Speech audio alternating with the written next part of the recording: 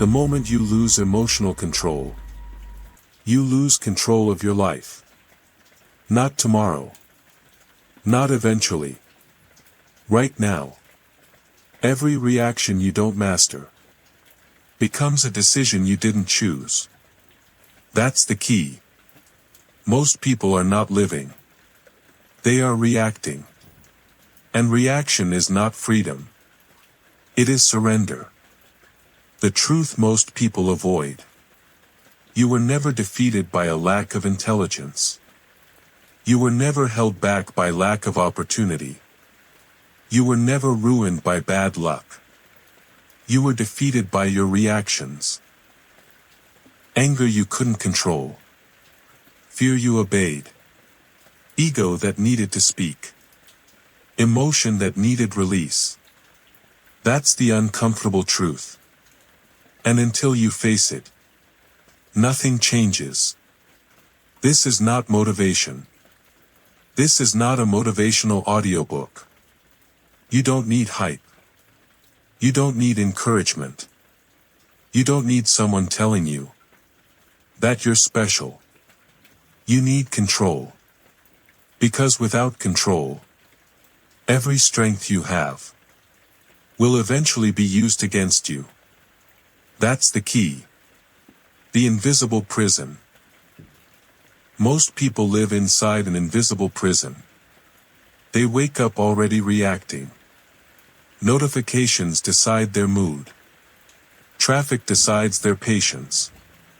Comments decide their confidence. They think this is normal. It's not. It's emotional slavery. And the worst part, they defend it.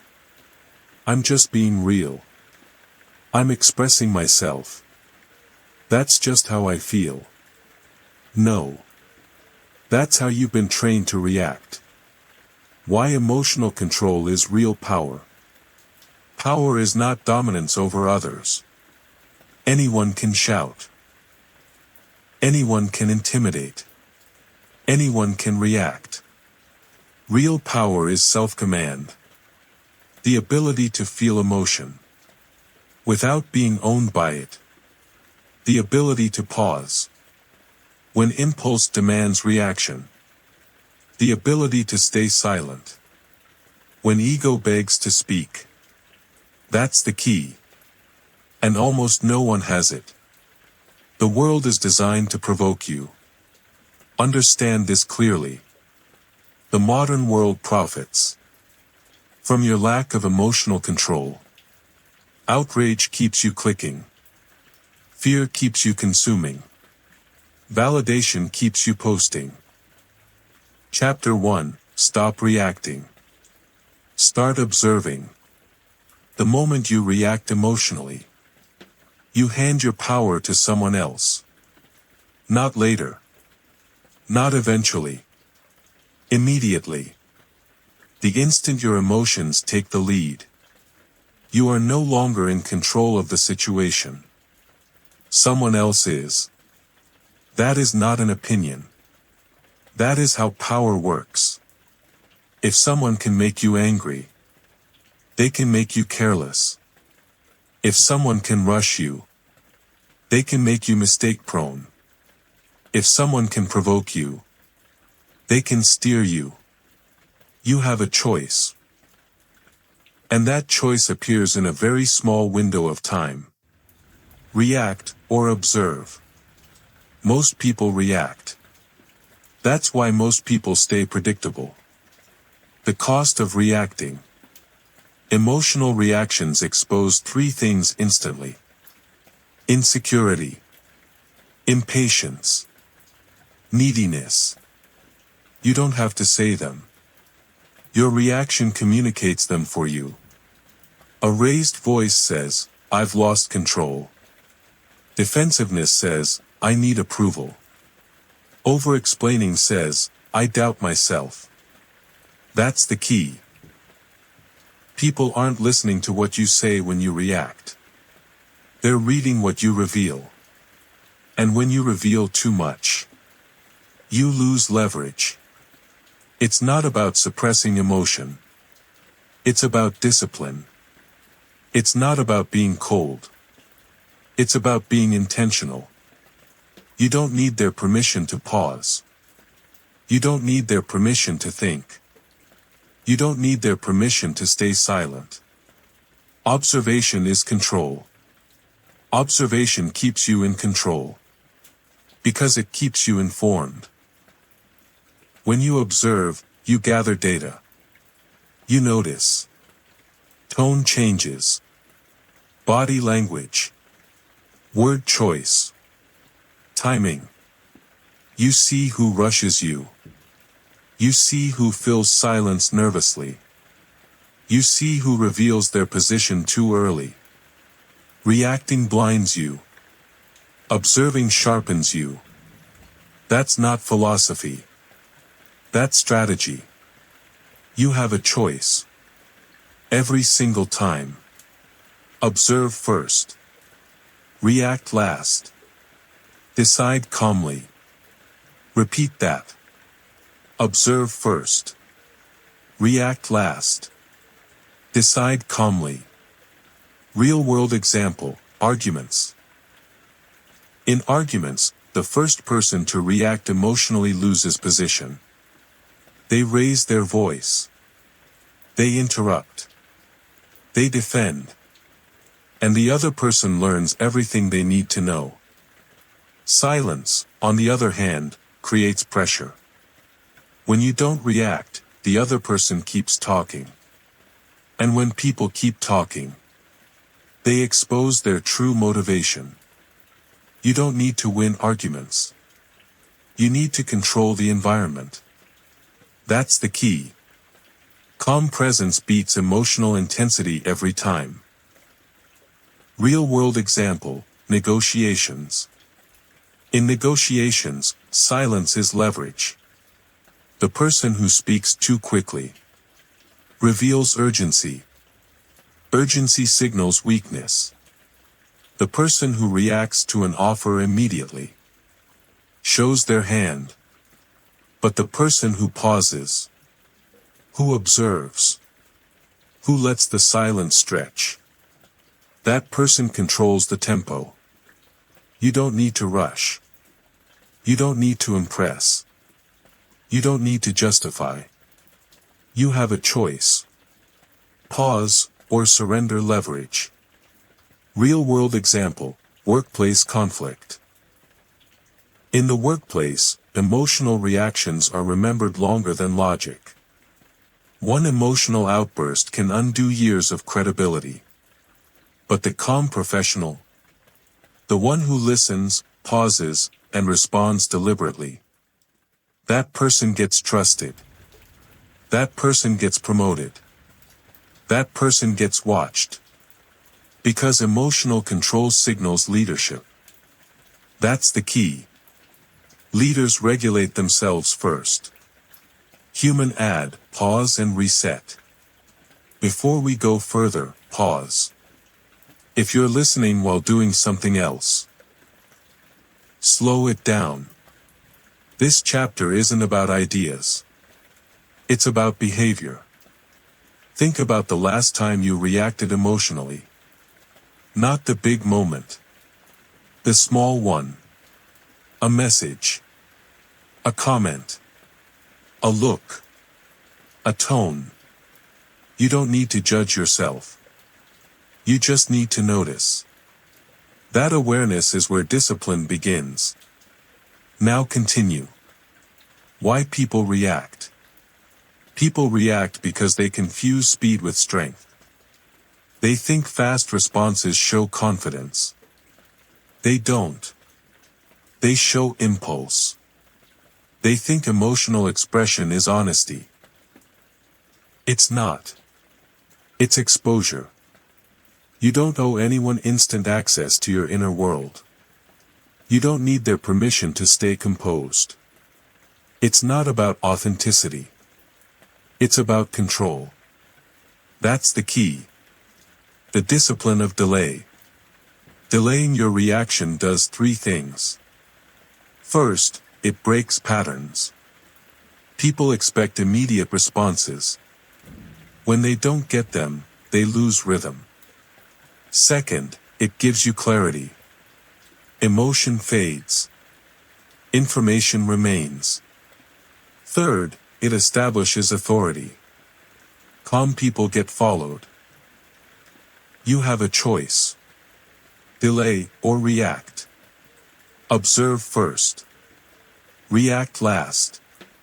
Decide calmly. Say it again. Observe first. React last. Decide calmly. What to do practically. Here's the discipline. When triggered, don't speak immediately. Breathe once, slowly. Relax your shoulders.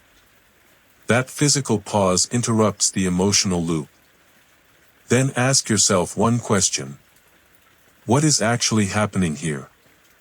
Not what you feel. What you see. Facts over feelings. You don't need to respond right now. You don't need to explain. You don't need to defend. You have a choice. Why this changes everything. Once you stop reacting, people change around you. They test less. They push less.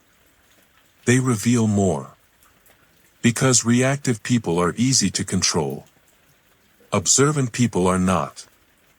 That's the key.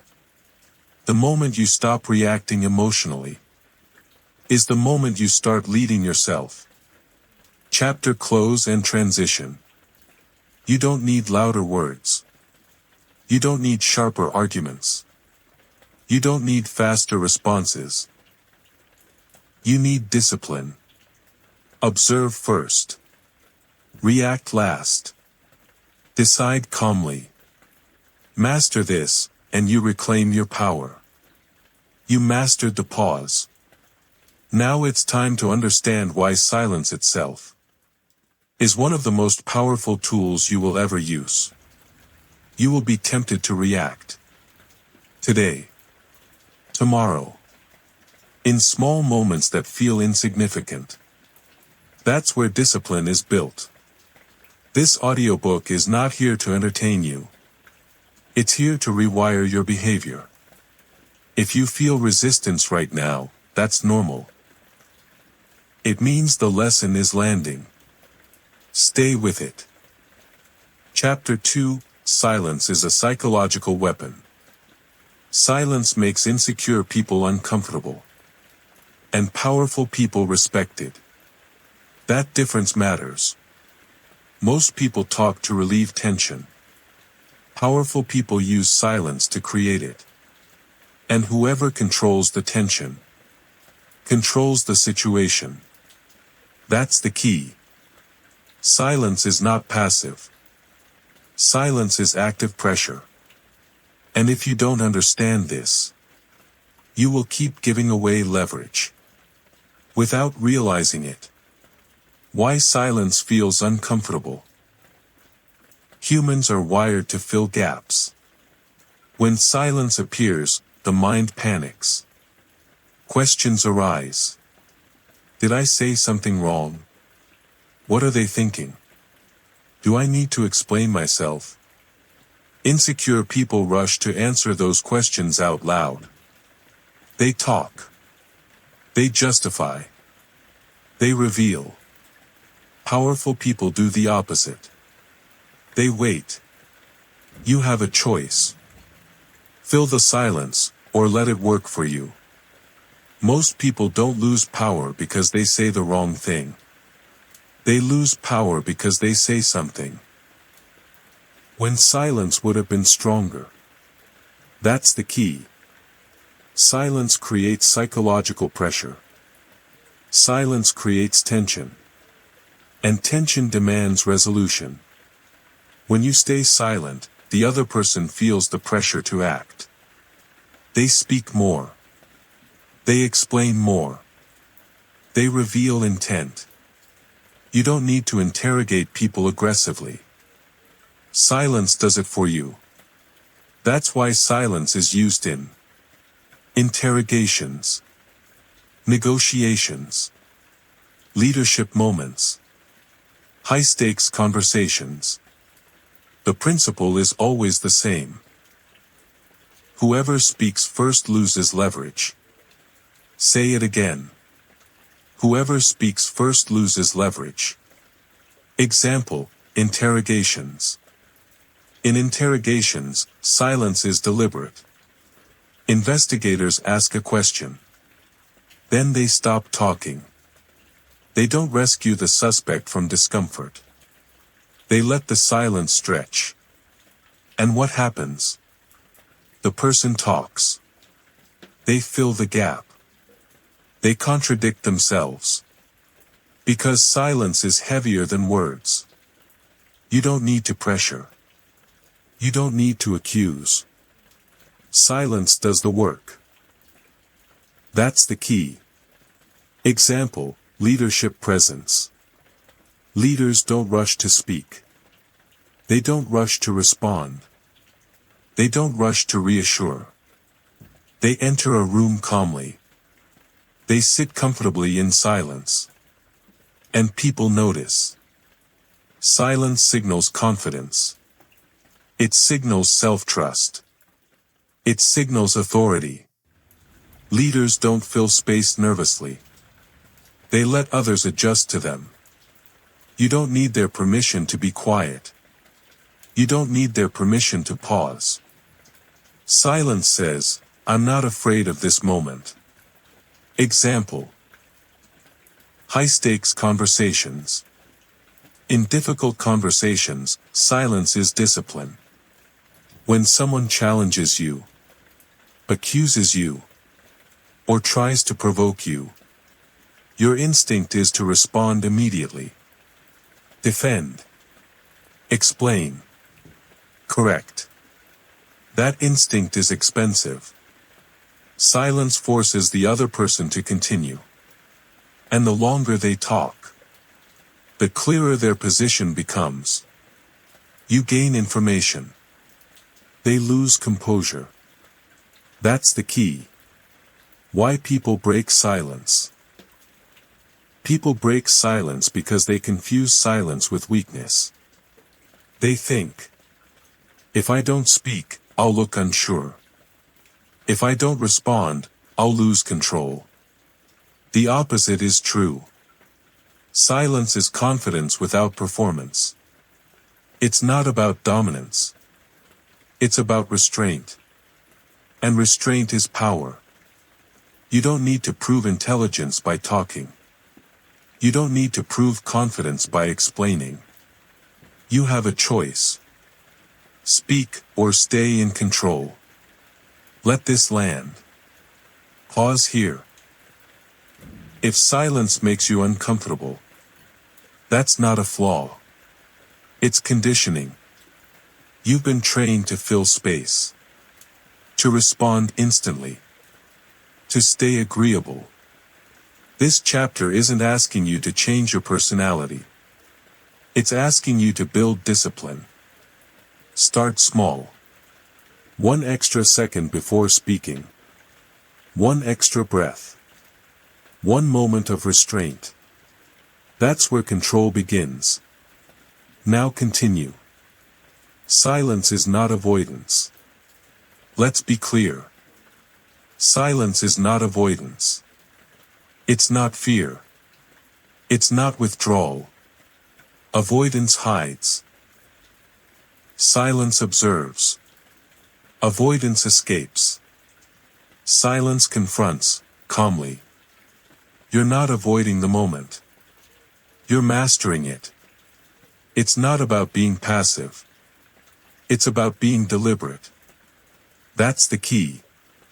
The power shift. The moment you stay silent, the power dynamic shifts. People lean in. They adjust. They wonder. You are no longer reacting. You are directing. Even without speaking. You don't need to dominate conversations. You need to control them.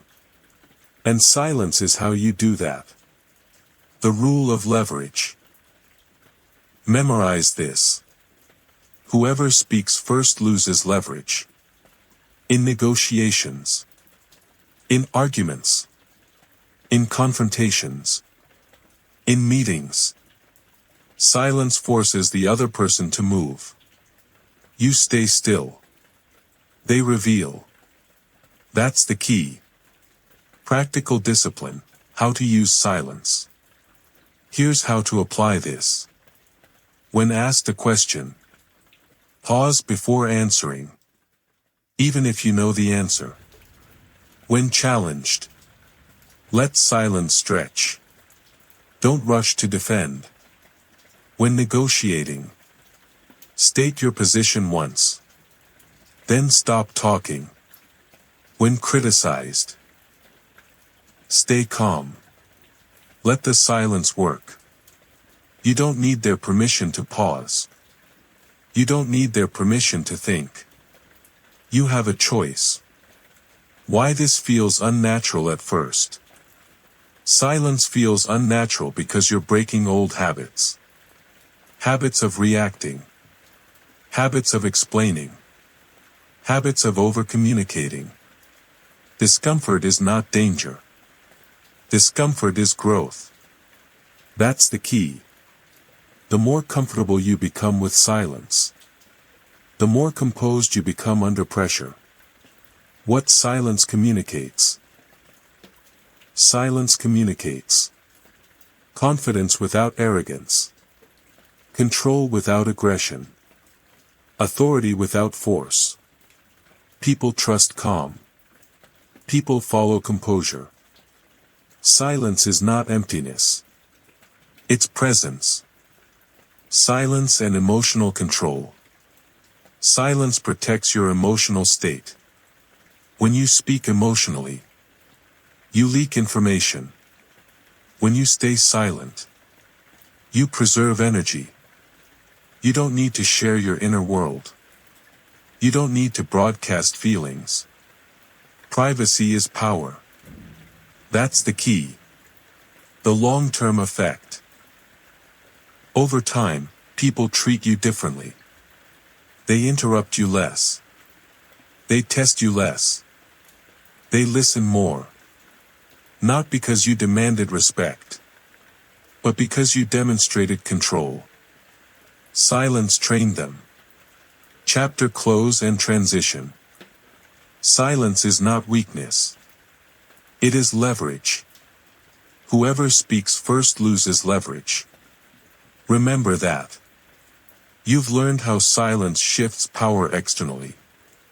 Now it's time to learn how slowing your reactions changes everything internally. You mastered restraint.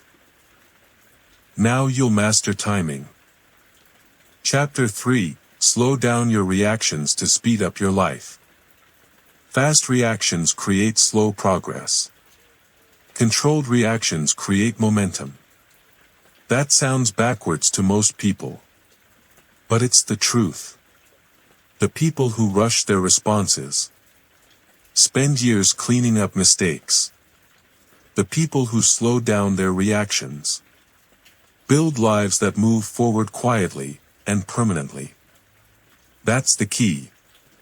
Speed without control is chaos. Control creates real speed. Why fast reactions feel productive? Fast reactions feel powerful in the moment. You respond instantly. You defend immediately. You strike back quickly. It feels decisive. But most fast reactions are not decisions. They are impulses. Impulse feels like action. But impulse creates friction. You have a choice. React fast, or move forward. It's not about urgency. It's about discipline. The hidden cost of speed. Fast reactions create regret, damage control, burned bridges, missed opportunities. One emotional response can end a relationship, destroy credibility, cost a promotion, Create an enemy you didn't need. All because you didn't pause. That's the key. You don't lose progress in big dramatic failures. You lose it in small, rushed reactions. Controlled reactions compound. Controlled reactions compound over time. They lead to better decisions, cleaner reputations, stronger positioning, long-term advantage. You don't need to win every moment. You need to win the direction of your life. And direction is decided by how you respond under pressure. You have a choice. Pause, or pay later. The discipline of delay. Delay is not weakness. Delay is intelligence. When you delay your reaction, you gain perspective, information, emotional distance. Emotion fades quickly. Consequences last much longer. That's the key. The pause protects your future. The core formula. Memorize this. Pause. Breathe. Choose. Pause interrupts impulse. Breathing calms the nervous system. Choice restores control. Say it again. Pause. Breathe. Choose. This is not theory. This is practice. Example, responding to insults. When someone insults you, your instinct is to strike back. To defend your identity. To protect your ego. That instinct is expensive. Most insults are tests. They are attempts to pull you into emotional engagement. When you respond immediately, you accept the test. When you pause, the insult loses power. Silence confuses the aggressor. Calm exposes insecurity. You don't need their permission to disengage. You don't need to prove anything. That's the key. Control beats retaliation. Example, bad news. Bad news triggers panic. Loss. Failure. Unexpected setbacks. The worst decisions are made in the first emotional wave. Quitting too early. Reacting defensively. Blaming others. When you slow your reaction, you allow logic to return. You see options. You see angles. You see opportunity where emotion only saw threat. You have a choice. React emotionally. Or respond strategically. Example, failure. Failure demands patience. Fast reactions to failure create excuses. Self-criticism. Impulsive pivots. Controlled reactions create learning. Adjustment. Resilience. Failure is not the problem. Emotional response to failure is. It's not about perfection. It's about discipline. That's the key. Why slowing down feels risky. Slowing down feels risky because you fear losing control. You think, if I don't respond now, I'll miss my chance. If I don't act immediately, I'll look weak. That's conditioning. Urgency is often manufactured by emotion, not reality. You don't need their permission to take time. You don't need their permission to think. Calm decision-making looks slow. Until you see the results.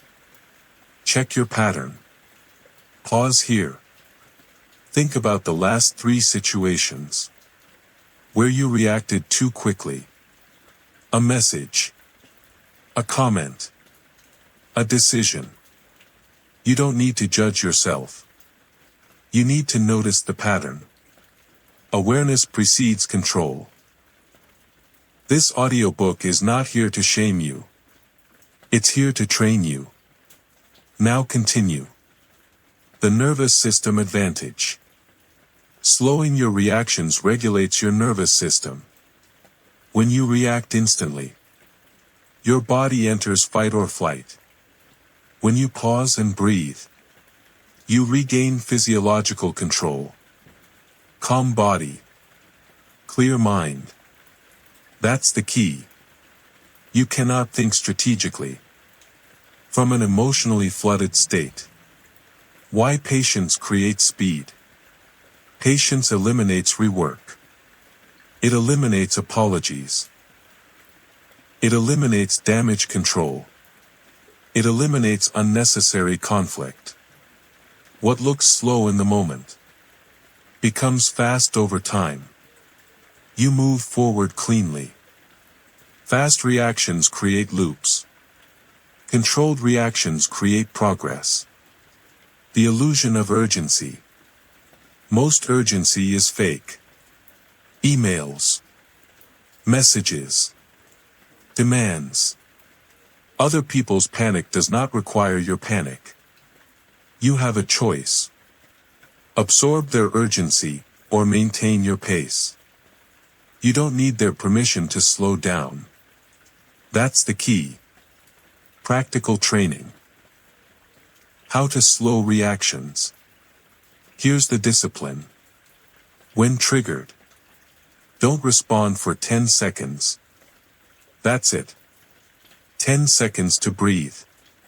10 seconds to relax your jaw. 10 seconds to choose deliberately. In conversations, lower your speaking speed. In decisions, sleep on it when possible. In conflict, respond with fewer words. Short responses are controlled responses. What this does to your identity. Over time, you become known as composed, reliable, unshakable. People stop rushing you. They stop provoking you. They stop testing you. Because you don't give emotional leverage. That's the key. Your identity shifts quietly. The long-term advantage. Slowing down your reactions. Preserves energy. Protects reputation. Builds trust. You make fewer enemies. You make fewer mistakes. You make better moves. This is how momentum is built. Not through speed. Through restraint. Reinforcement. Pause. Breathe. Choose. Say it again. Pause. Breathe. Choose. This is not about talent. It's about discipline. You have a choice every time. Chapter close and transition. Fast reactions create slow lives. Controlled reactions create momentum. You are learning to master timing. To delay impulse. To protect your future. Now that you can slow yourself down, it's time to remove the habit that drains more power than almost anything else. Explaining yourself. Chapter 4, Stop explaining yourself. The need to explain yourself is the need for approval. That truth is uncomfortable, but it's precise. Every unnecessary explanation is a request to be understood. And every request to be understood places you beneath someone else's judgment. That's the key. Power does not explain itself. It acts, and lets results speak. Why people over-explain? People explain themselves because they fear misunderstanding. They fear being judged. They fear being rejected. They fear losing approval. So they talk. They justify. They clarify endlessly. And in doing so, they give away authority. You don't need their permission to make decisions. You don't need their permission to choose your path. It's not about clarity. It's about insecurity. That's the key. What explaining really communicates. Over-explaining communicates doubt. Not in your words. In your posture. It says, I'm not fully confident in this decision. I need you to agree. I need you to validate me. Even when your logic is sound. The act of explaining too much weakens your position. Strong people state. Weak people justify. That's the key. The difference between communication and explanation. This matters. Clear communication is intentional. Over-explanation is emotional. Communication delivers information once. Explanation keeps delivering it until approval arrives. You say it. You pause. You stop. That's communication. Everything after that is insecurity trying to protect itself. You have a choice. State or justify. Where over-explaining shows up. Over-explaining shows up everywhere. At work. I just thought maybe this would be better because. In relationships. I didn't mean it like that, what I was trying to say was. In life decisions. I know it might seem strange, but the reason I chose this is. Notice the pattern. You start strong. Then you weaken yourself. That's the key. Why explaining makes things worse. The more you explain, the more questions you invite. The more questions you invite, the more authority you lose. Because now the other person feels entitled to evaluate your reasoning. You've turned your decision into a debate. You don't need their permission to live your life. You don't need their permission to choose. That's the key. Explaining is a reaction. Explaining is not proactive. It's reactive. You explain because you feel pressure. You explain because you feel judged. You explain because you feel exposed. Remember what you've learned. Reacting gives away power. And explaining is one of the most common emotional reactions. The silent authority of decisions. Decisions don't need defense. They need consistency. When you stop explaining, people adjust. They may resist at first. They may push back. They may question. Let them. Silence after a decision is strength. You state. You stop. You hold. That's the key. Example, the workplace. In the workplace, over-explaining is often mistaken for professionalism.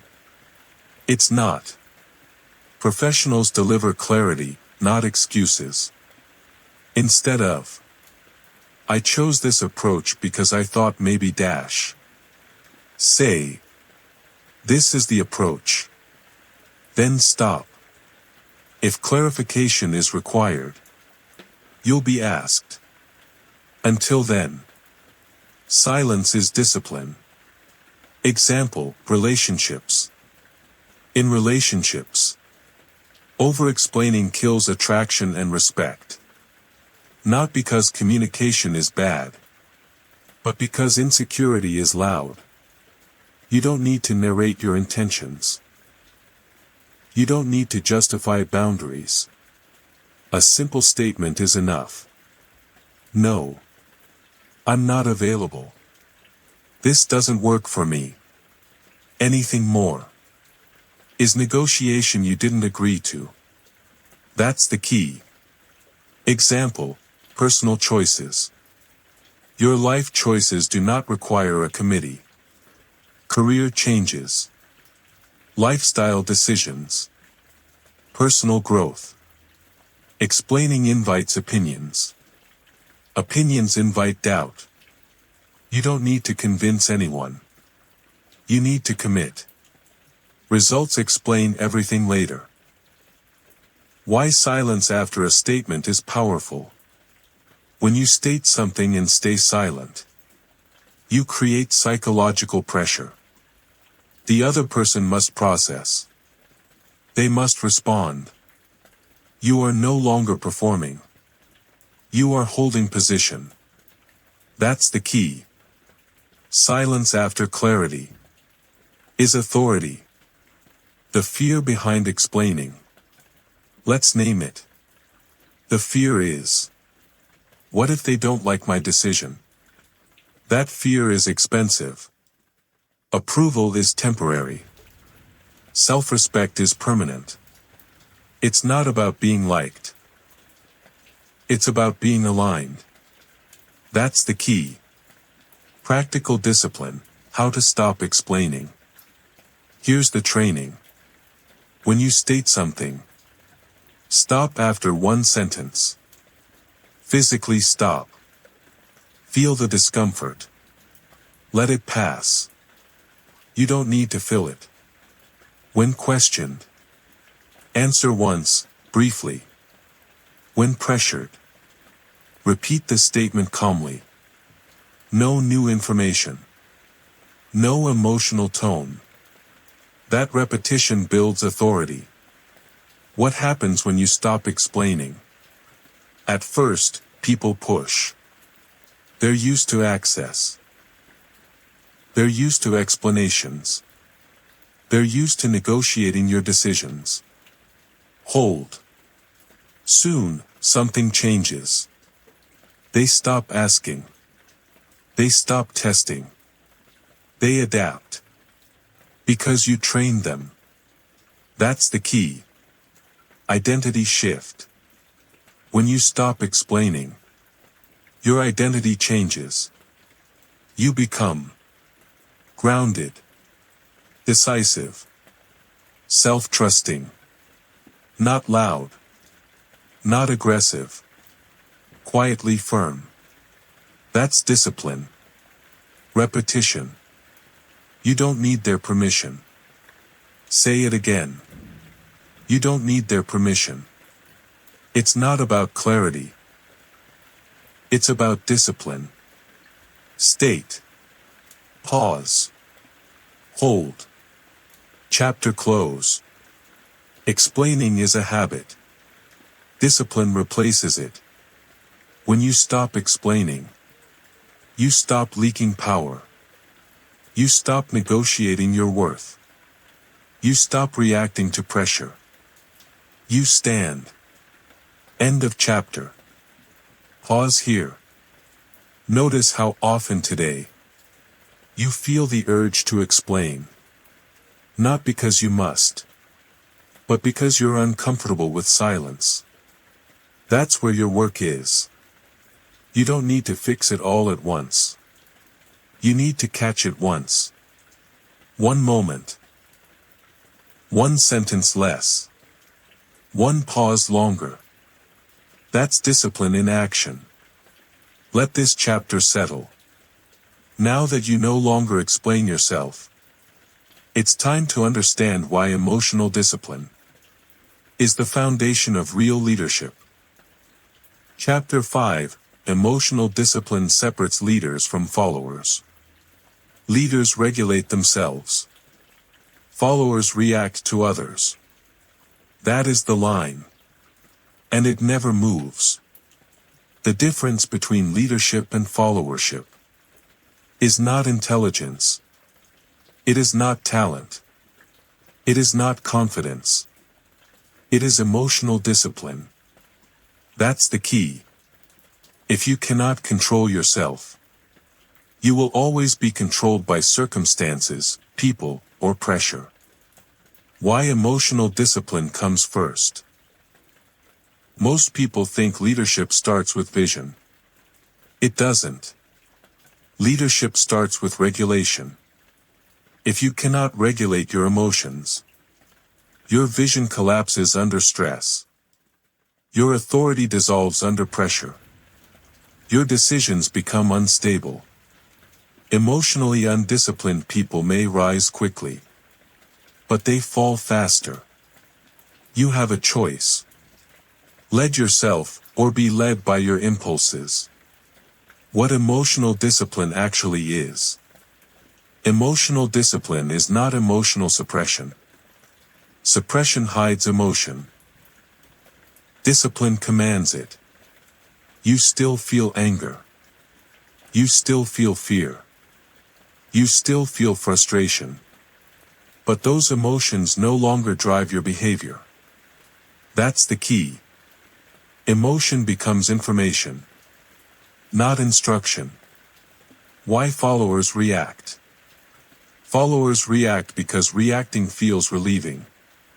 Anger feels powerful. Venting feels honest. Complaining feels bonding. But relief is temporary. And the cost is long-term. Reacting gives others control over your state. Leaders don't outsource their emotional state. They own it. Leadership under pressure. Pressure reveals hierarchy. When pressure hits, followers panic. Leaders stabilize. Followers speak emotionally. Leaders speak deliberately. Followers look outward. Leaders regulate inward. That's the key. People don't follow words. They follow emotional consistency. Example, crisis situations.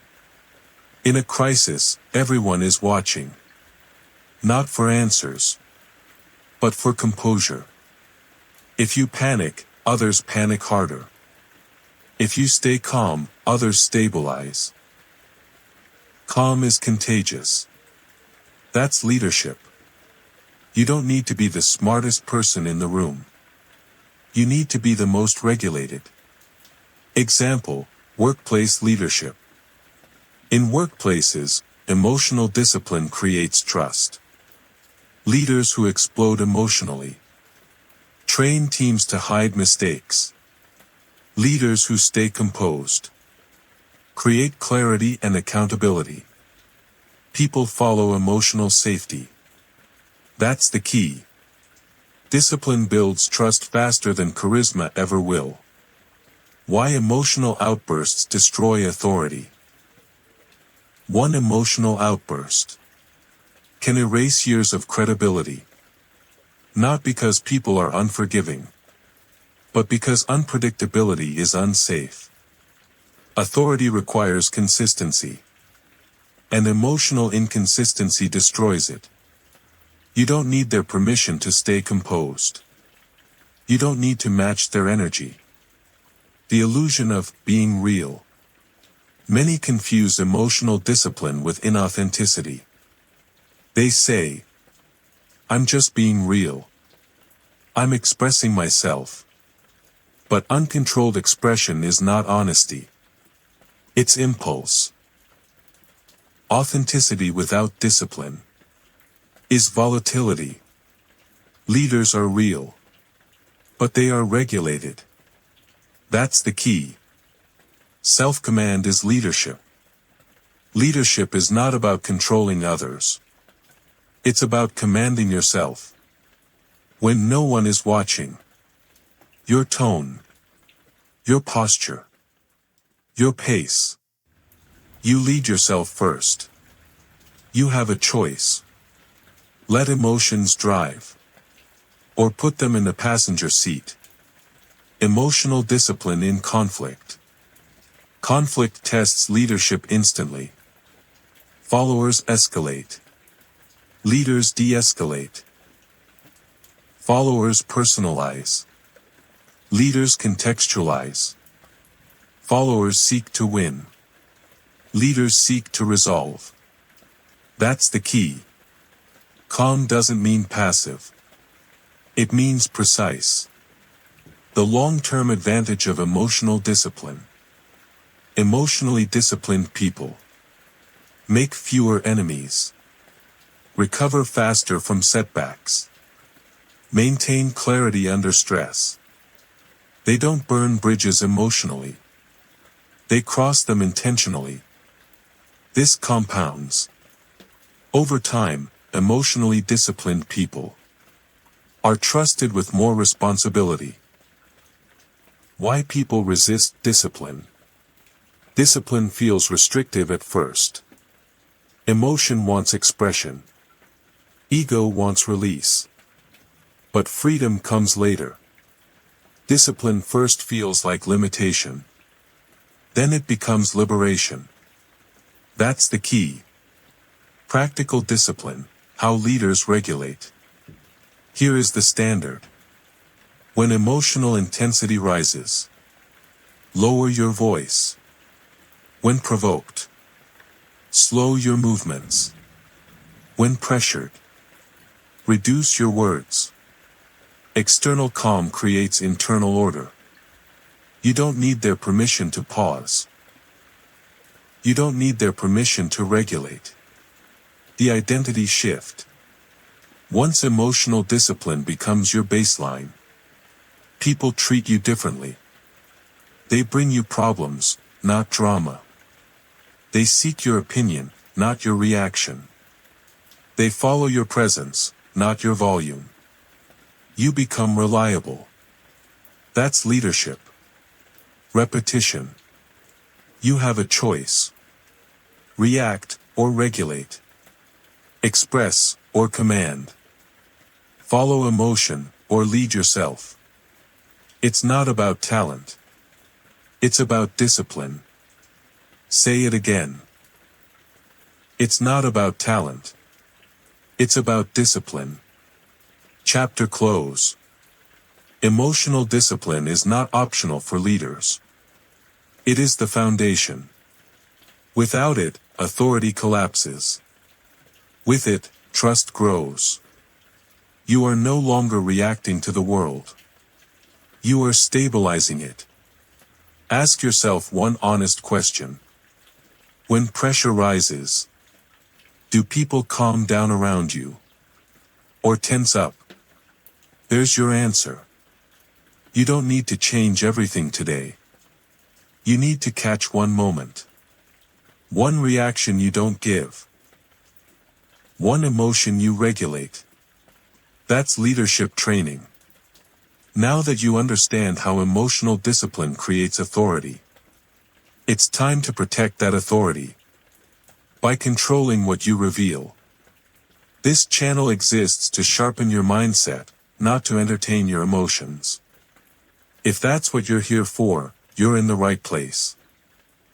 Chapter 6. Never reveal your inner world. The moment people understand your inner world, they gain leverage over you. That is not paranoia. That is reality.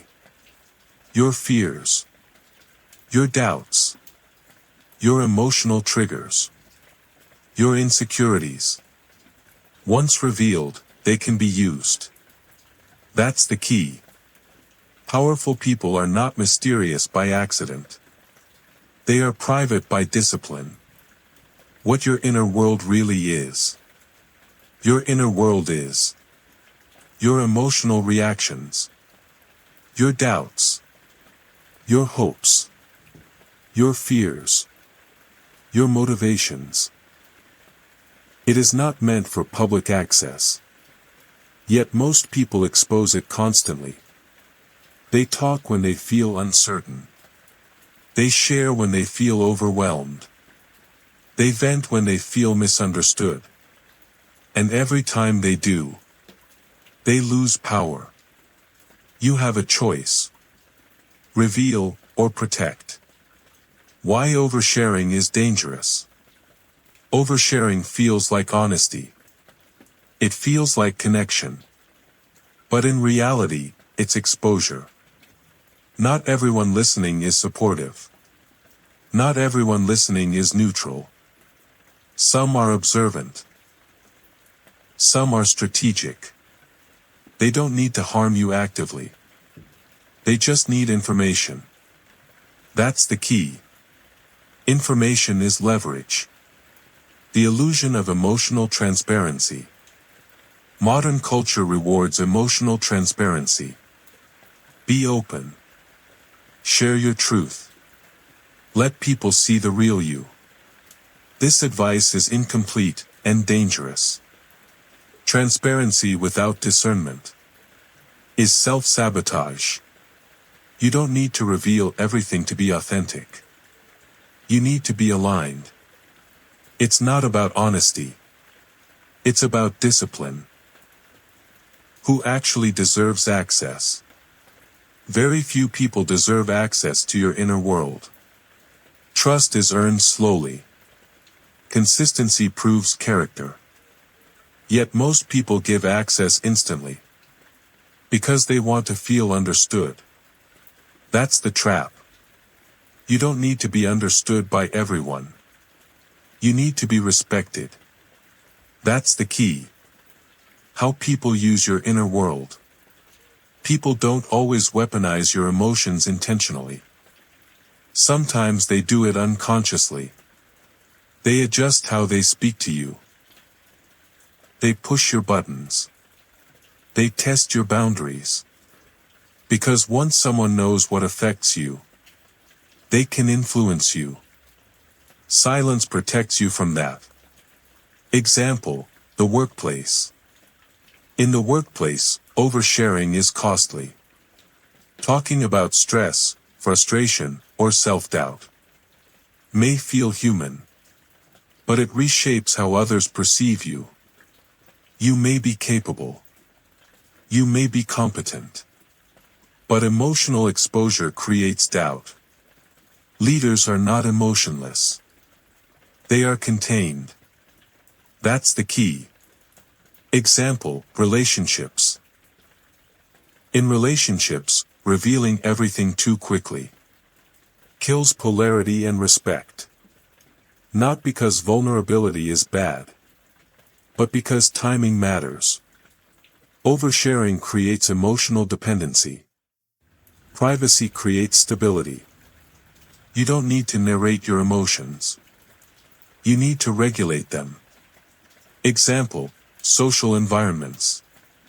In social settings, people watch reactions closely. They notice what upsets you.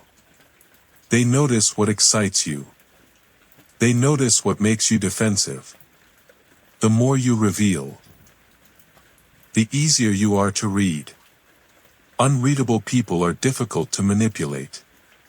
That's the key. Privacy is not secrecy. Let's clarify something important. Privacy is not deception.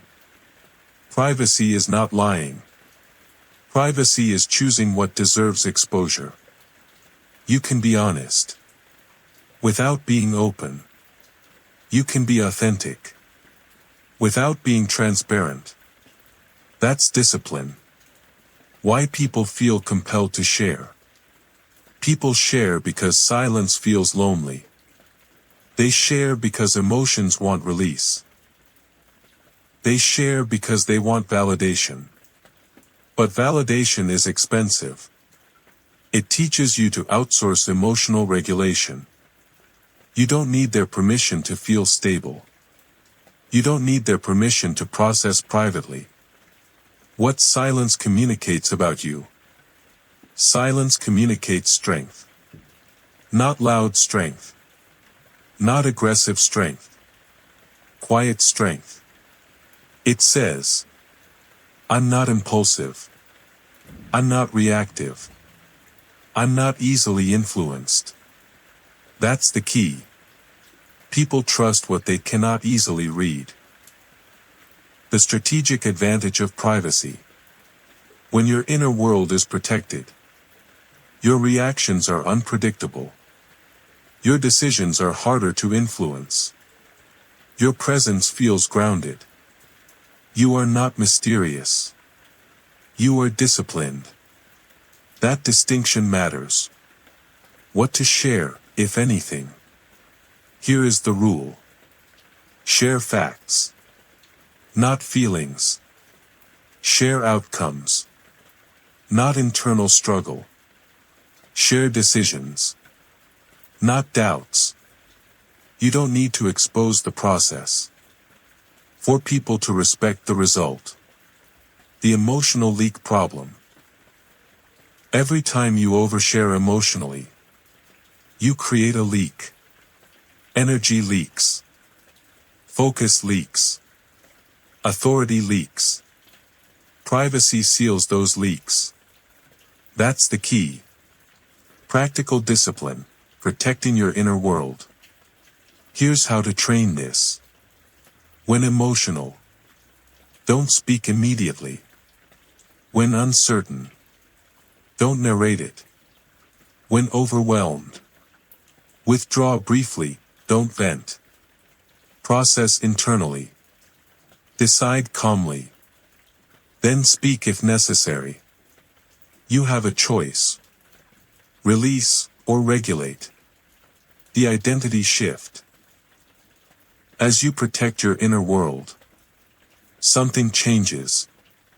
You feel less drained, less exposed, less reactive. People treat you differently. They listen more. They push less. They assume strength.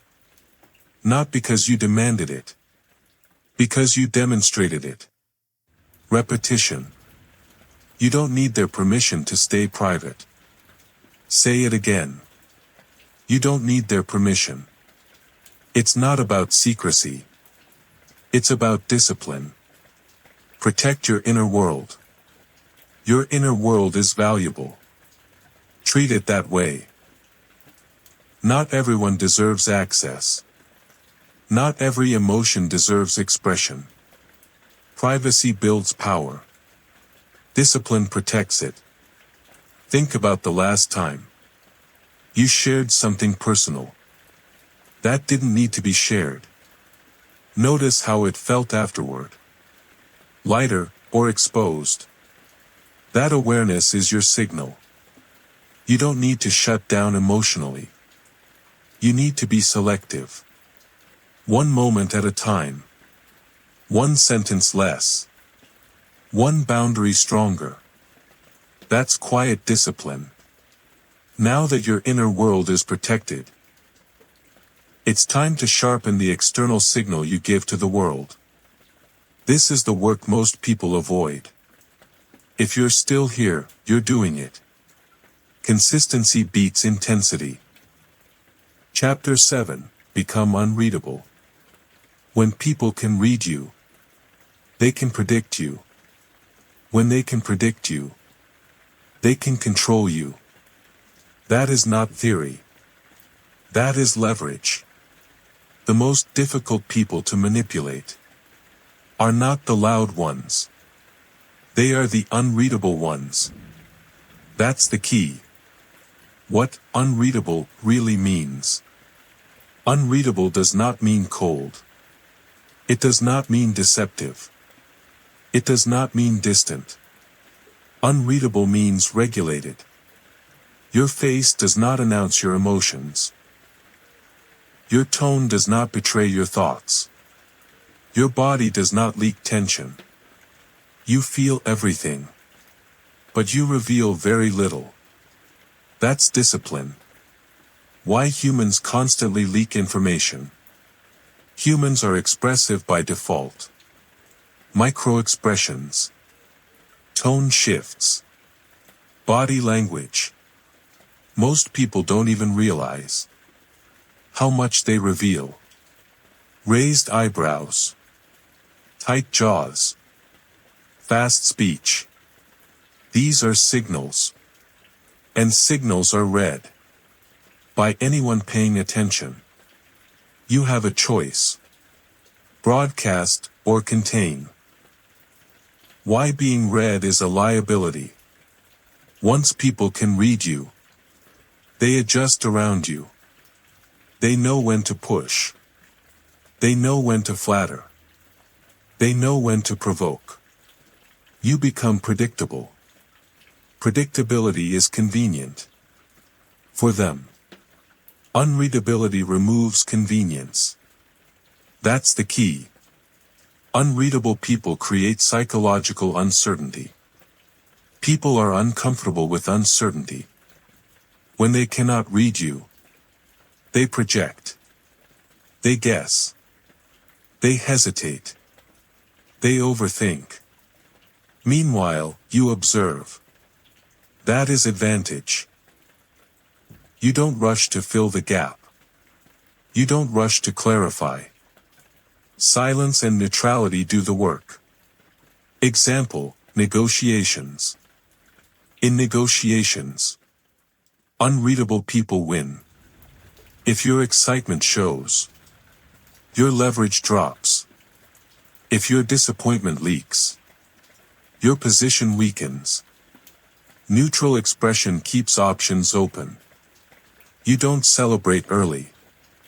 You don't react emotionally. You let the other side talk. That's the key. Example, conflict. In conflict, readability is dangerous.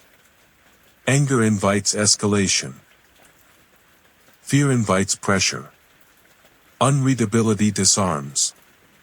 When your opponent cannot read you, they lose rhythm. They don't know if they're winning. They don't know if they've crossed a line. You stay centered. Example, leadership. Unreadable leaders are trusted. Not because they are distant, but because they are stable. Teams feel safe around consistency. No emotional spikes. No unpredictable moods. Calm presence creates confidence. That's leadership. The myth of, let them know how you feel. Many are taught. Let people know how you feel. That advice is incomplete. Not every feeling needs expression. Not every emotion deserves airtime. Expression without discipline is volatility. Unreadability is emotional maturity. That's the key. The power of neutral expression. Neutral expression is not blank. It is calm. Relaxed face. Steady breathing. Controlled pace. Neutrality removes hooks. People look for emotional entry points. Neutrality denies them access. You don't need their permission to stay neutral. Tone control is everything. Tone reveals more than words. Fast tone reveals urgency. Sharp tone reveals anger. Soft tone reveals insecurity. Unreadable people control tone deliberately. Slower. Lower. Even. That's discipline. Body language discipline. Your body speaks before you do. Crossed arms. Tension. Restlessness. Unreadable posture is grounded. Feet planted. Shoulders relaxed. Minimal movement. Stillness communicates confidence. That's the key. Why stillness feels uncomfortable. Stillness feels uncomfortable because you're used to performing, moving, nodding, reacting. Stillness removes performance. And performance addiction is what keeps people readable. Discipline replaces performance. Human add, midpoint awareness, not CTA. Notice your body right now. Are your shoulders tight? Is your jaw clenched? Is your breathing shallow? This chapter is training you to notice these signals. Unreadability begins with awareness. Continue. The emotional poker face. This is not about deception. It's about timing. You don't suppress emotion forever. You choose when and where it's appropriate. Public composure. Private processing. That's the structure. How unreadability changes power dynamics. Once you become unreadable, people hesitate more. They test less. They assume depth. You don't need to assert dominance. It happens naturally. Because unpredictability creates respect. That's the key. When not to be unreadable. Unreadability is not isolation. With trusted individuals, earned over time, you can lower the guard. But that is intentional. Selective. Rare. Default is unreadable. Access is earned. Practical discipline, how to become unreadable. Here is the training. In conversations, reduce facial reactions by 50%. In conflict, slow your speech. In pressure, say less than necessary. Let silence exist. You don't need to fill it. The identity shift. When unreadability becomes your baseline, your identity changes. You are no longer reactive. You are no longer transparent by accident. You feel calm, centered, grounded. People describe you as hard to read, calm under pressure, solid. That's power. Repetition. You have a choice. Reveal or regulate. React or remain still. Perform or command. It's not about hiding. It's about discipline. Say it again. It's not about hiding.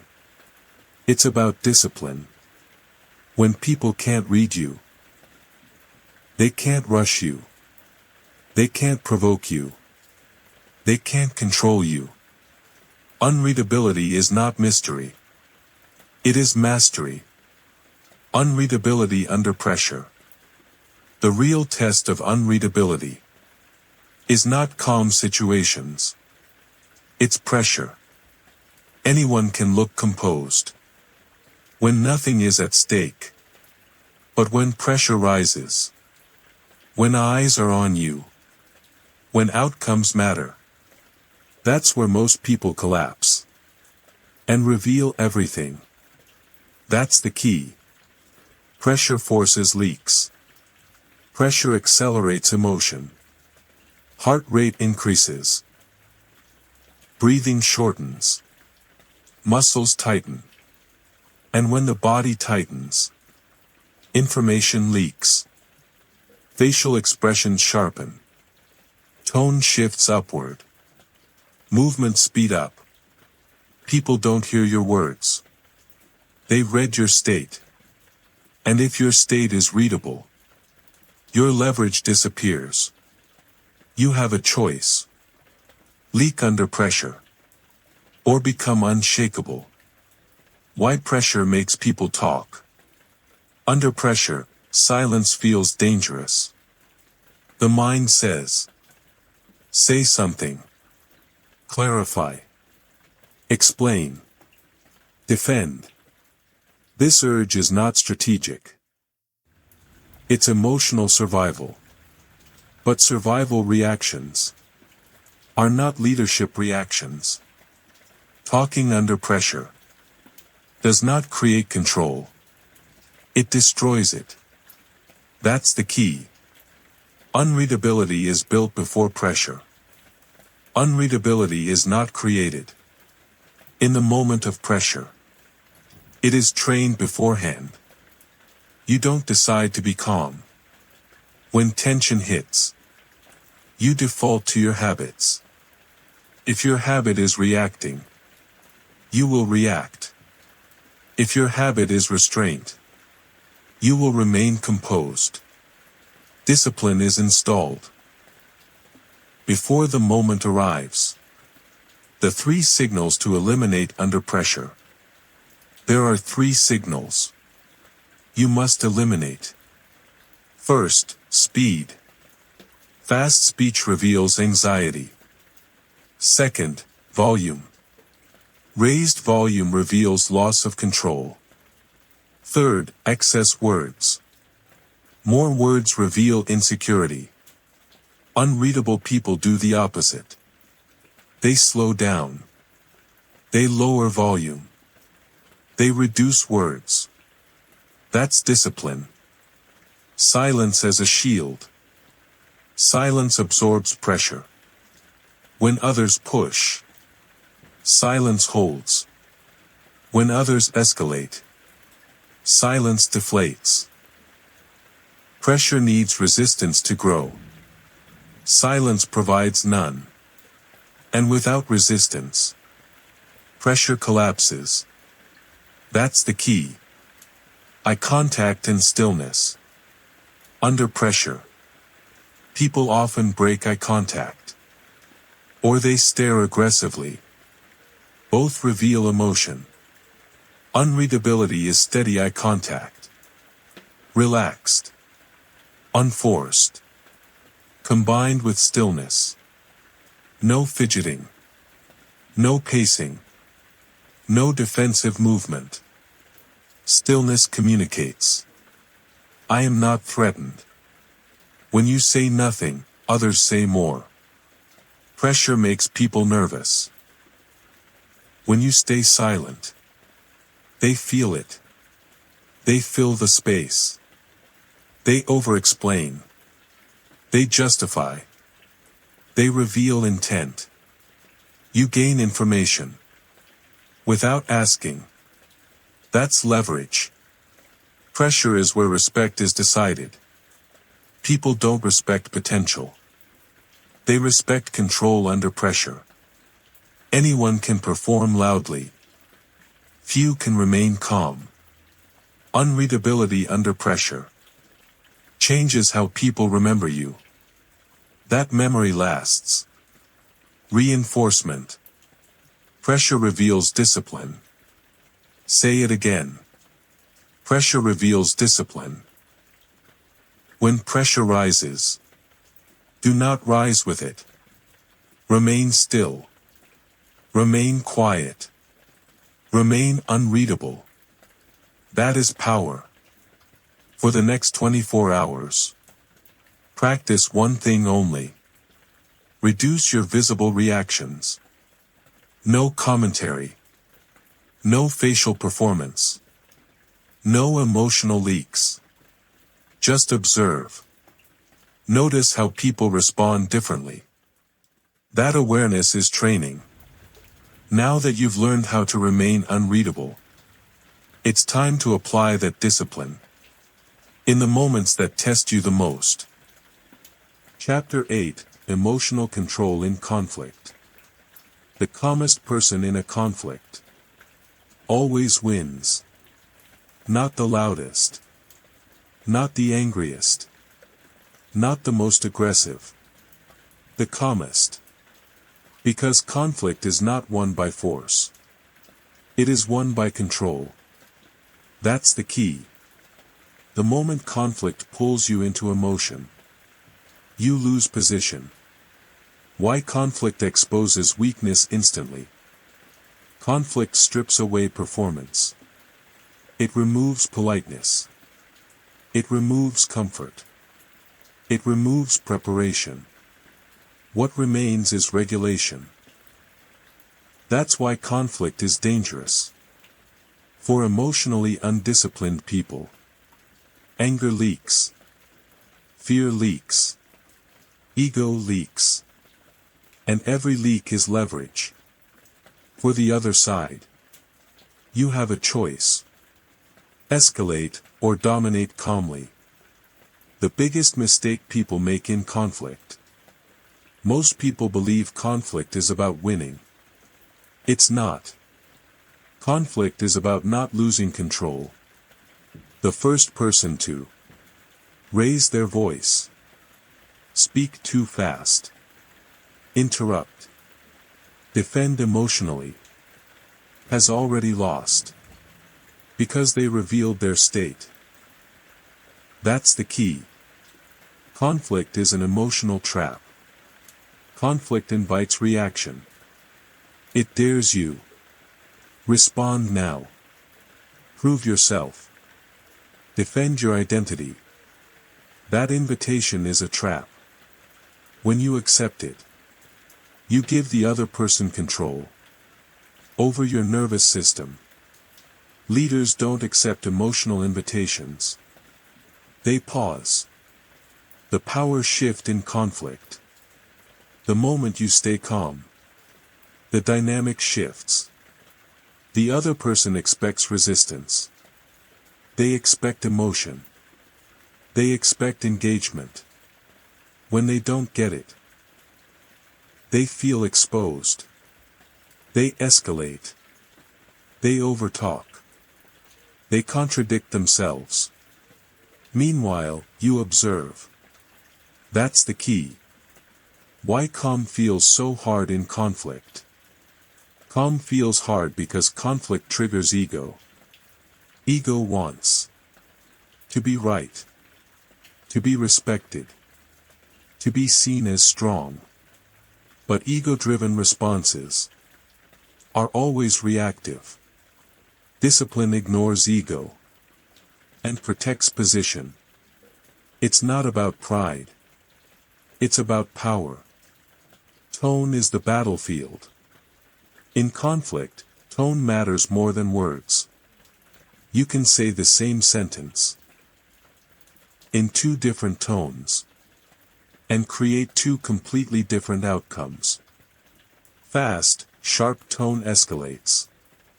Slow, even tone stabilizes. Unreadable tone disarms. Lower your voice. Slow your pace. That's discipline. Words are secondary. In conflict, fewer words win. More words invite attack. More words create angles. More words create mistakes. Emotion makes people talk too much. Discipline makes people speak precisely. You don't need to explain yourself. You don't need to convince. State. Pause. Hold. Example, verbal attacks. When someone attacks you verbally, they want a reaction. Anger feeds them. Defensiveness feeds them. Calm starves them. Silence after an attack is unsettling. It forces the attacker to sit with their own behavior. Most can't handle that. They keep talking. They weaken themselves. That's the key. Example, disrespect. Disrespect tests boundaries. The instinct is to react aggressively, to set the tone. That instinct backfires. Calm correction is stronger than aggression. A steady look. A slow response. Few words. Disrespect collapses when it doesn't get emotional fuel. Example, high-stakes conflict. In high-stakes environments, work, leadership, negotiations, conflict is constant. Emotionally reactive people get remembered as unstable. Emotionally controlled people get trusted. Trust wins long-term. That's the key. The internal rule during conflict. Memorize this rule. Do not match their emotional intensity.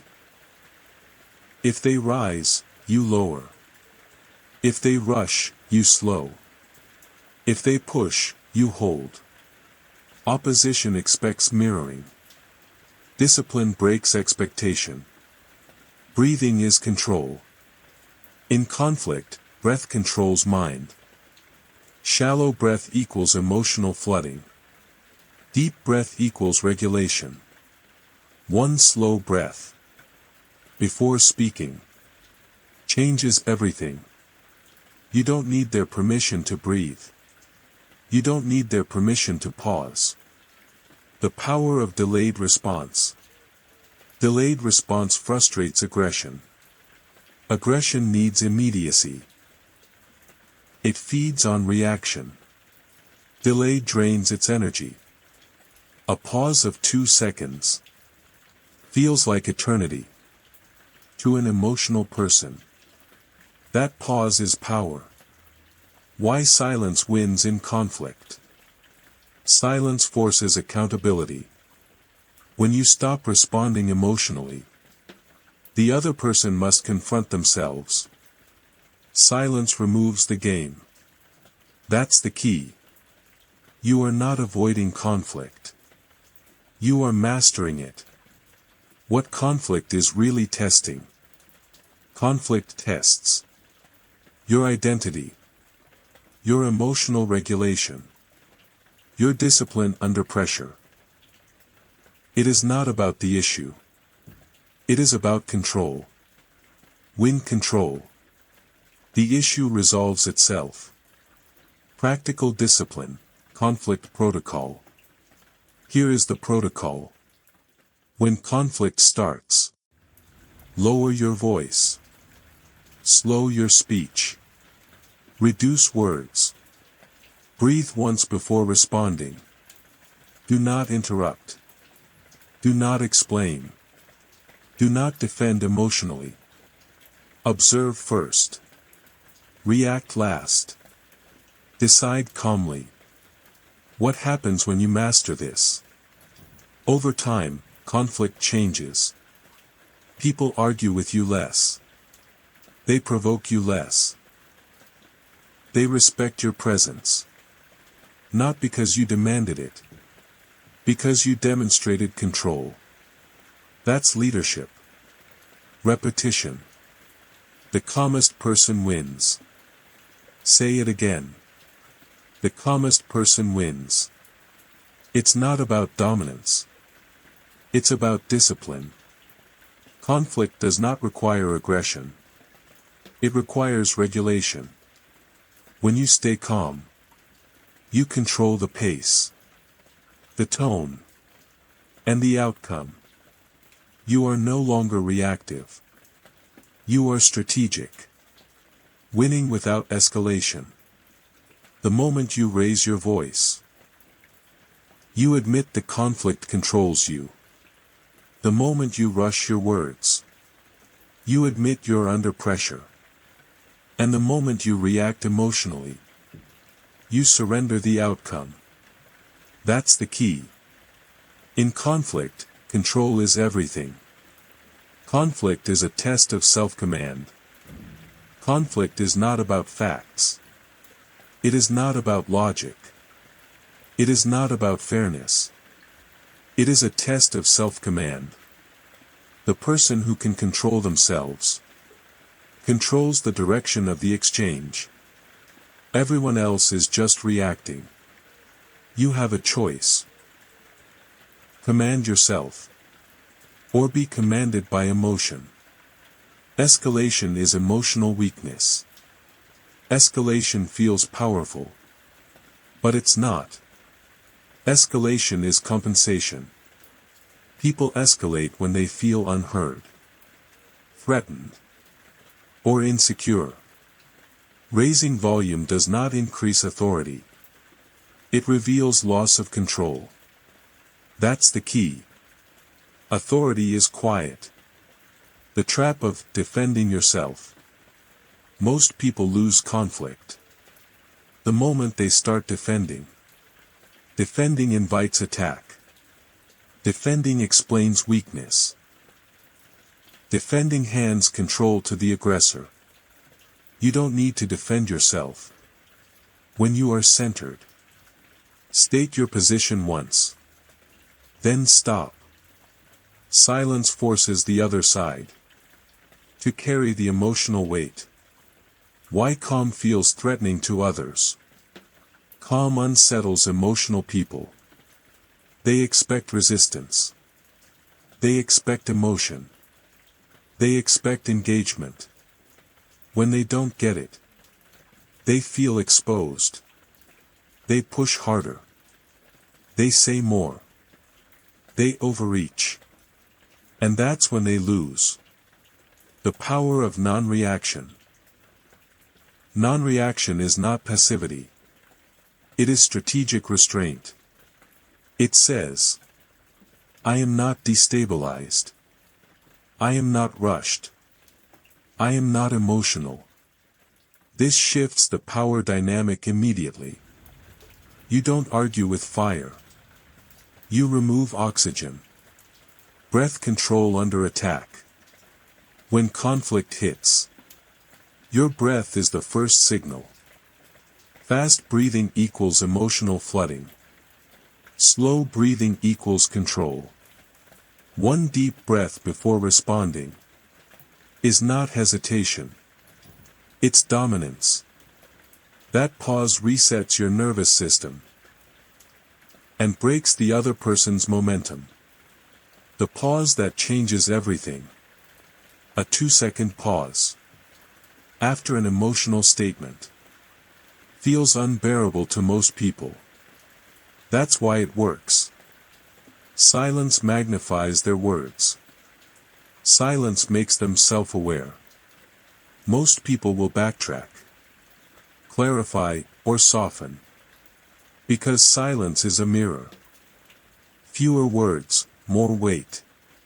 Every extra word creates a new target. Emotion makes people verbose. Discipline makes people concise. Short statements. Neutral tone. Then silence. Let the words land. That's control. Ending conflict without winning. The goal is not to defeat the other person. The goal is to exit with position intact. When you remain calm, you don't burn bridges. You don't lose credibility. You don't lose control. That's real victory. Reinforcement. The calmest person wins. Say it again. The calmest person wins. Conflict does not reward intensity. It rewards discipline. Think about the last conflict you were in. Not what was said, but how you felt. That feeling tells you who had control. You don't need to master this overnight. You need to win one conflict differently. One pause. One calm response. One moment of discipline. That's training. Now that you can remain calm in conflict, it's time to build something deeper and quieter. Confidence that doesn't announce itself. Stay with the process. This part matters. Chapter 9, Quiet Discipline Builds Silent Confidence. Confidence doesn't announce itself. It doesn't explain. It doesn't perform. It moves silently. The loudest person in the room is usually trying to convince someone, including themselves. The most confident person doesn't need to. That's the key. What real confidence actually is. Most people misunderstand confidence. They think confidence is speaking loudly, being dominant, projecting certainty. That's not confidence. That's performance. Real confidence is internal stability. It is knowing you can trust yourself. Without external confirmation, you have a choice. Perform confidence, or build it quietly. Why loud confidence is fragile. Loud confidence depends on reaction. Applause. Agreement. Validation. Remove the audience. And it collapses. That's because it was never confidence. It was dependency. Silent confidence doesn't need feedback. It exists even when no one is watching. That's the key.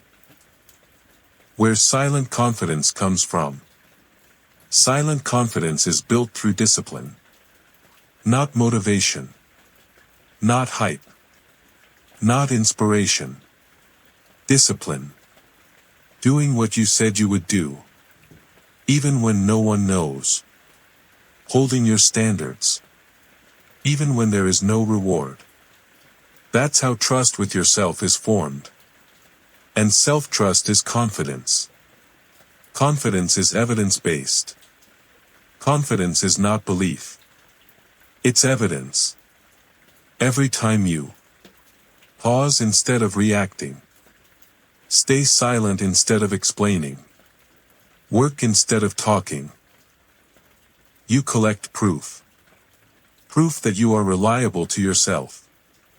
That's the key. Confidence grows quietly. Through repeated self-respect. Why seeking validation destroys confidence. Validation feels good, temporarily. But every time you seek it, you outsource your worth. You ask, am I doing enough? Is this good?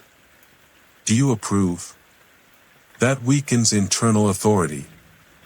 You don't need their permission to trust yourself. It's not about reassurance. It's about discipline. Silent confidence changes how you move. People with silent confidence move differently. They don't rush. They don't fidget. They don't overreact. Their movements are economical. Their posture is relaxed. Their presence is grounded. No performance. No urgency. That's discipline expressed physically. Example, working in silence. The most dangerous people work quietly. No announcements. No social proof. No constant updates.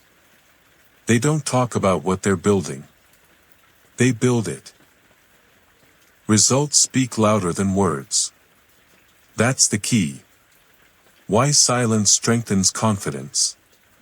Silence removes dependence.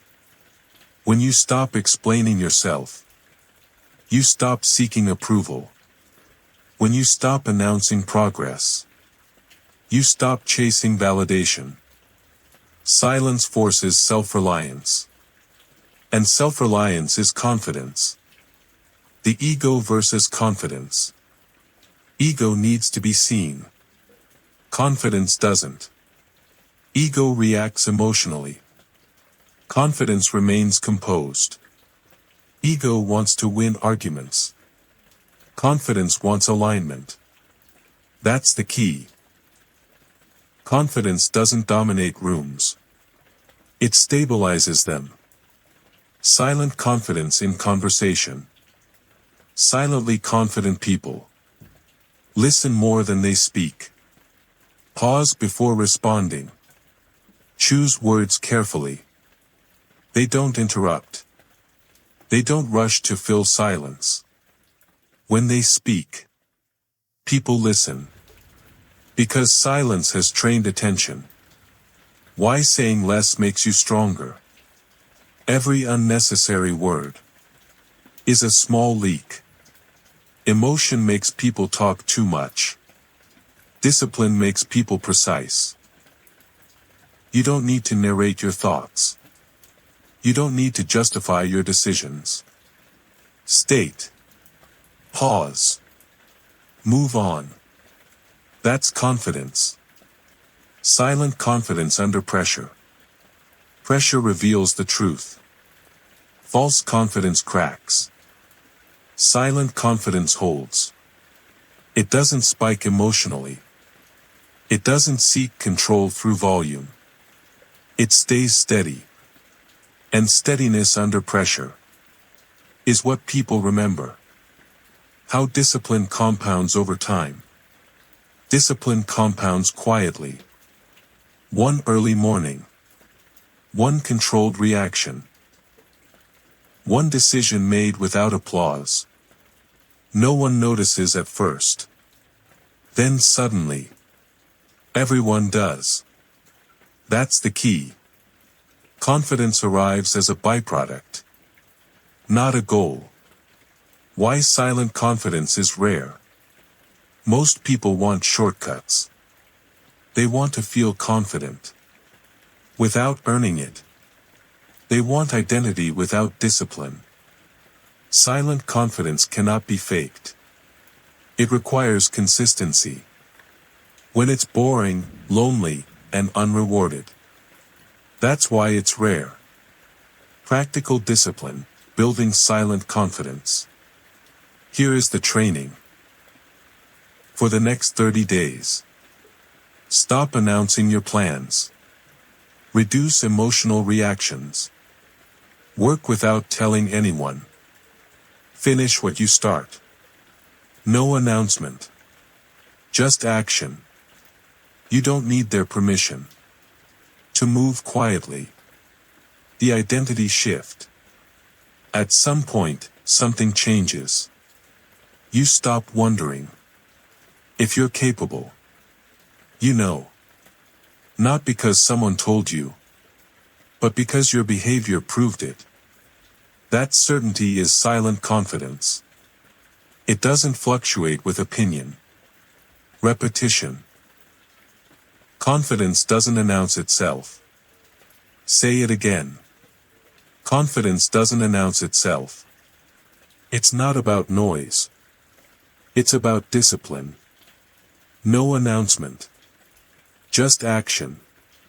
Silent confidence is built, not claimed. It grows when you stop seeking validation and start trusting your discipline. You no longer need to be seen. Your presence speaks for you. Ask yourself honestly, what would change if you stopped telling people what you're going to do and just did it? One less post. One less explanation. One more finished action. That's where confidence is built. Quietly. Relentlessly. Now that confidence is no longer something you perform. It's time to protect it from the one thing that destroys it fastest. External noise. What you repeat, you become. Most people stop before this point. You didn't. Chapter 10, Master Emotional Control. Master yourself. The final level of power is not control over others. It is control over yourself. When you master your emotions, nothing outside you can dominate you. No person.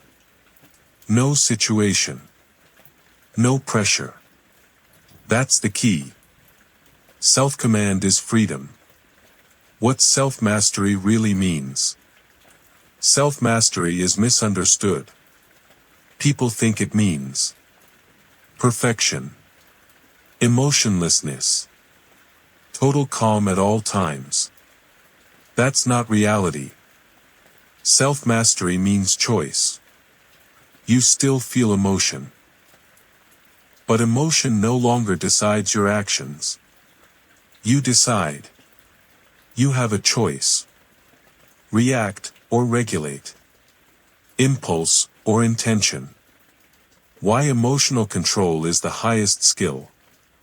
You can have intelligence without control. You can have strength without control. You can have talent without control.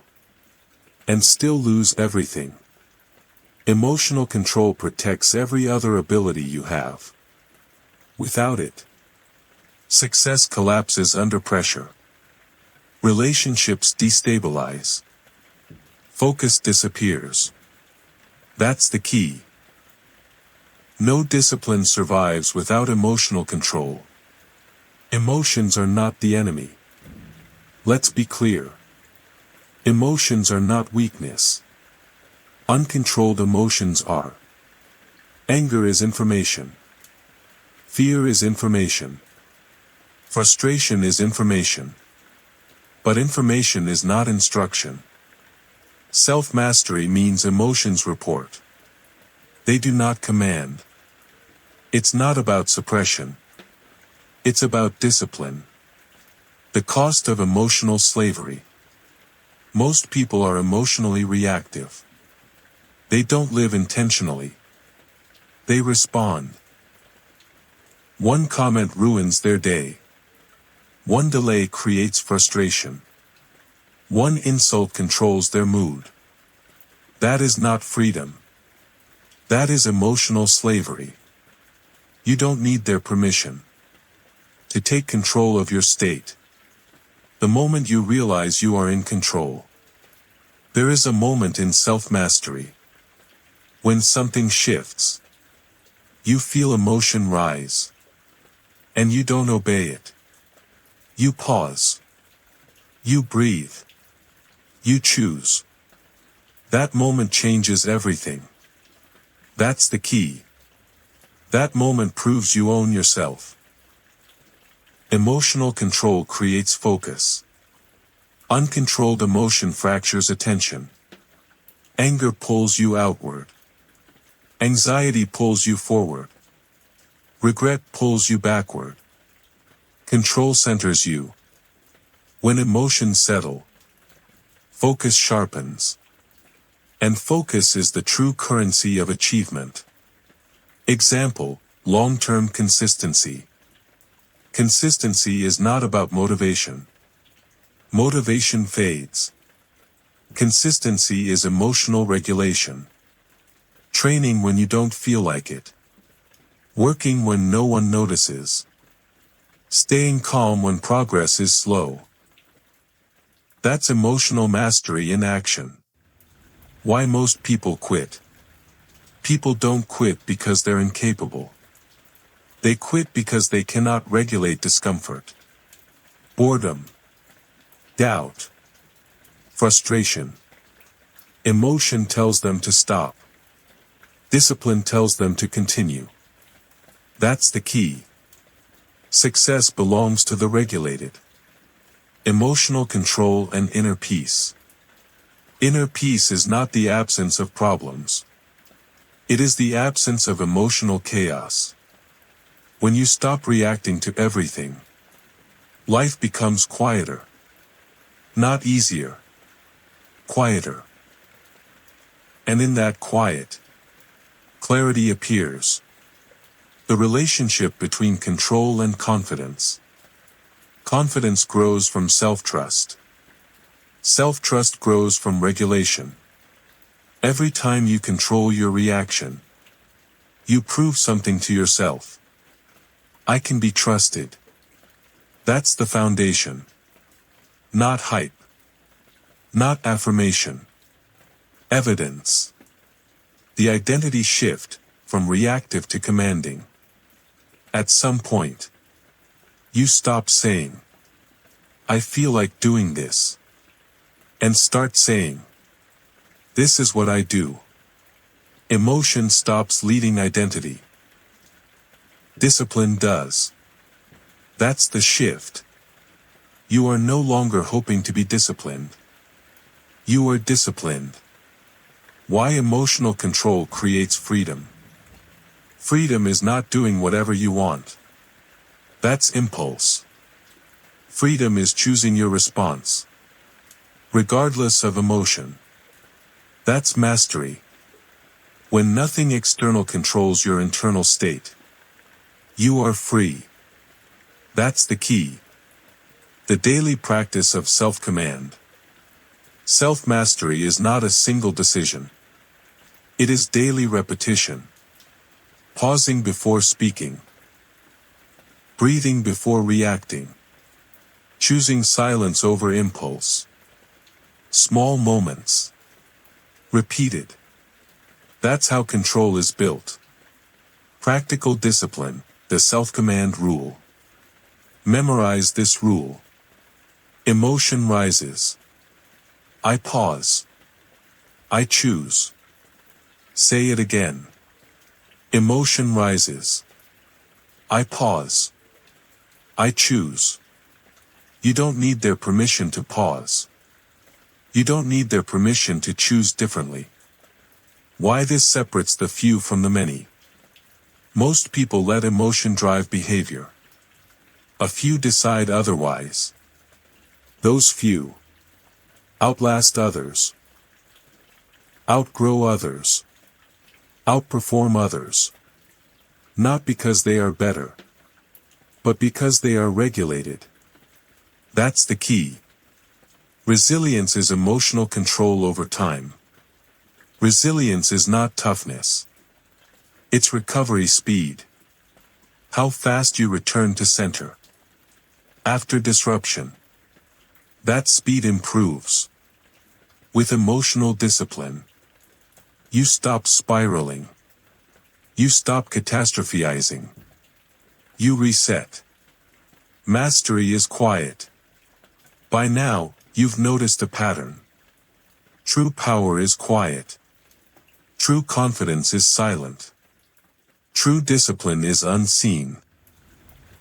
Self-mastery does not announce itself. It shows in behavior. Repetition. I control my reactions. I control my life. Say it again. I control my reactions.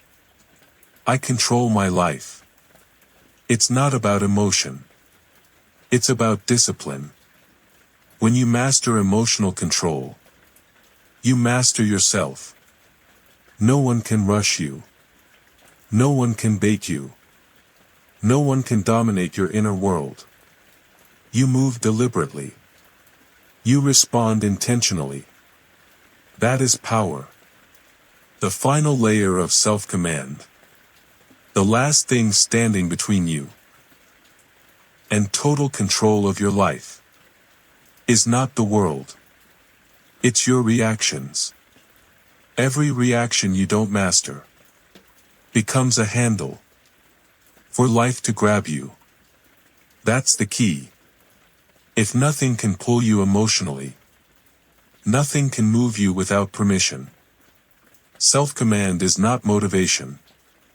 Motivation is emotional. Self-command is structural. Motivation comes and goes. Command remains.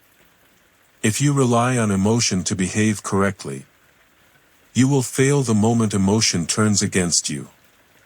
That's why mastery is built on systems, not feelings.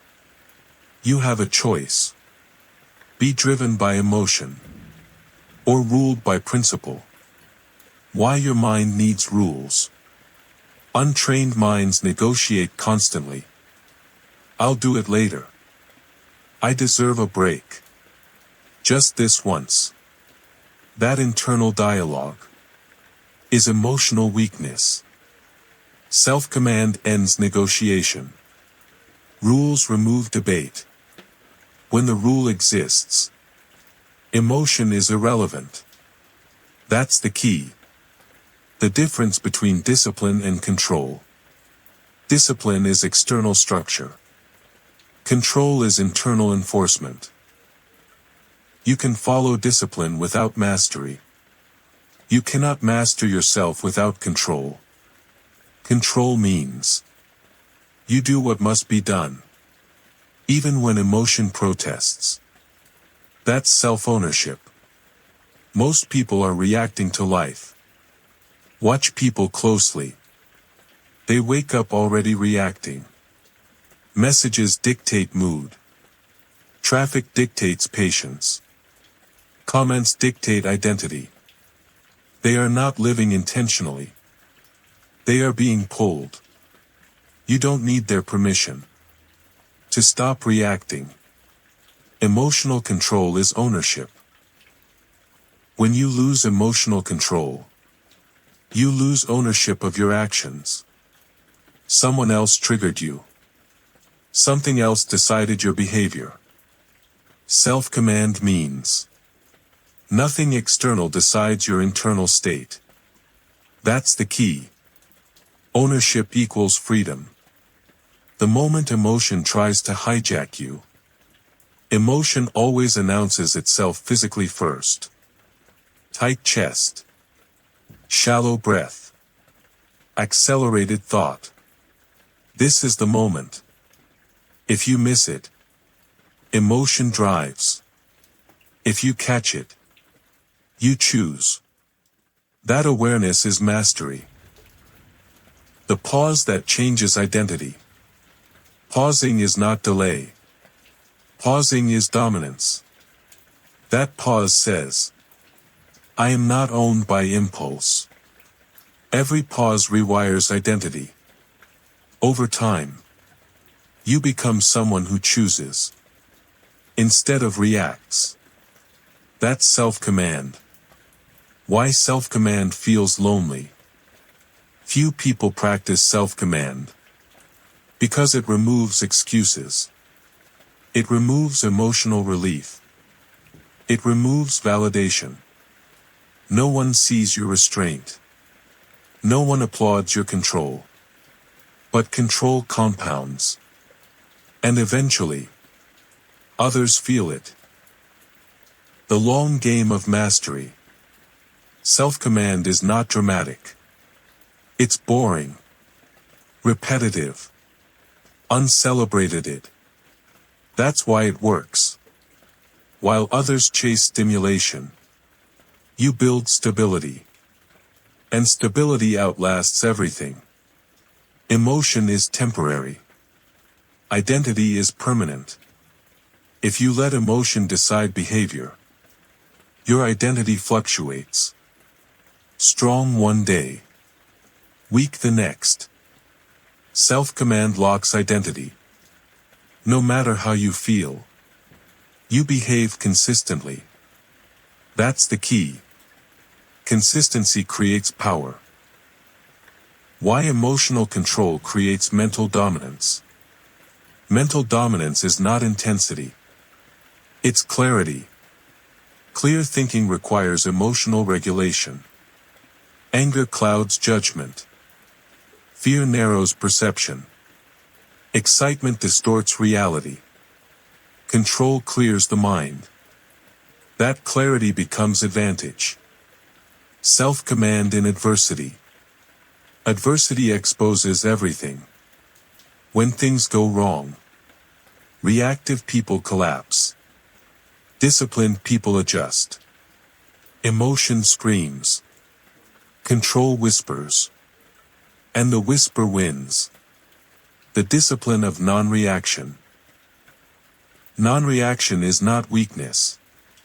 It is refusal to give power away. When you don't react, you deny others' influence. You deny situations' dominance. You stay centered. That's the final layer. Repetition lock. Say it slowly. I control my reactions. I control my life. Again. I control my reactions. I control my life. That sentence is not motivation. It's law. The end state. The end state is simple. You feel emotion. But you are not moved by it. You experience pressure. But you are not rushed. If this audiobook helped you, we invite you to leave a comment and share what stood out to you. We're genuinely glad you spent this time here. Training focus, discipline, and composure.